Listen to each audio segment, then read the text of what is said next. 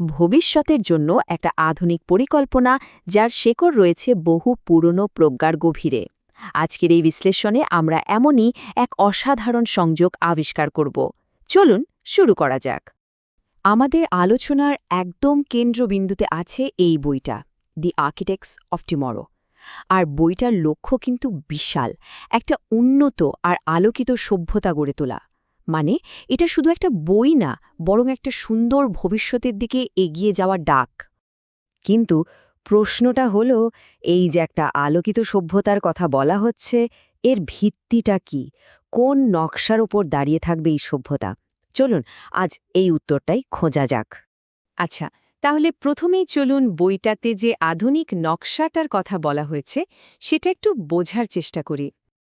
মজার ব্যাপার হলো, এই পুরো দর্শনটার মূল কথা কিন্তু ধরা আছে এর লোগোটার মধ্যেই। এটা শুধু একটা প্রতীক না, বলতে পারেন এটাই সেই ব্লুপ্রিন্ট যেটা পুরো আইডিয়াটাকে আমাদের চোখের সামনে তুলে ধরে। বইটার কভারে আর লোগোটাতে একদম পরিষ্কার করে তিনটা মূল স্তম্ভের কথা বলা আছে: ন্যায়বিচার, স্বাধীনতা আর সমৃদ্ধি। বলা হচ্ছে এই তিনটা নীতির উপরেই কিন্তু পুরো সভ্যতাটা দাঁড়িয়ে থাকবে।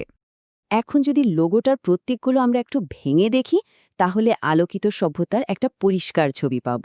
দেখুন, বইটা হলো জ্ঞানের প্রতীক, দাড়িপাল্লাটা ন্যায় বিচারের, আর ওই যে উদীয়মান সূর্য, ওটা হলো টেকসই সমৃদ্ধির একটা ইঙ্গিত। এই সবকিছু মিলেই কিন্তু একটা আদর্শ সমাজের ভিত্তি তৈরি হয়। এখন সবচেয়ে মজার ব্যাপারটা কি জানেন? এই যে এত আধুনিক আইডিয়া, এগুলো কিন্তু হঠাৎ করে আসেনি। এর শেকড় আসলে লুকিয়ে আছে বহু পুরনো এক জ্ঞানের ভাণ্ডারে। চলুন সেই উৎসটা খুঁজে বের করা যাক। তাহলে এখন আমরা দেখব ঠিক কোন প্রাচীন জ্ঞান এই আধুনিক দর্শনটার পেছনে অনুপ্রেরণা হিসেবে কাজ করেছে। এই দর্শনের মূল অনুপ্রেরণাটা এসেছে পবিত্র কোরআনের সূরা লোকমান থেকে।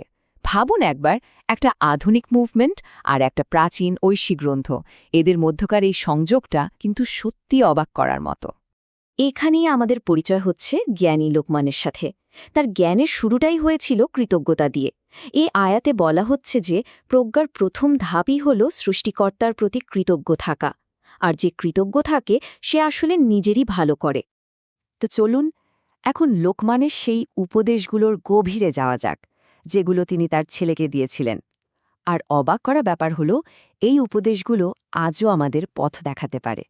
লোকমানের প্রথম আর সবচেয়ে গুরুত্বপূর্ণ উপদেশটা ছিল একত্বের নীতি। তিনি শিরককে বলেছেন অতি বড় জুলুম, মানে সবচেয়ে বড় অবিচার। আর এখান থেকেই কিন্তু ন্যায় বিচারের ধারণাটা শুরু হচ্ছে, যেখানে সবকিছুর উৎস এক এবং অদ্বিতীয়।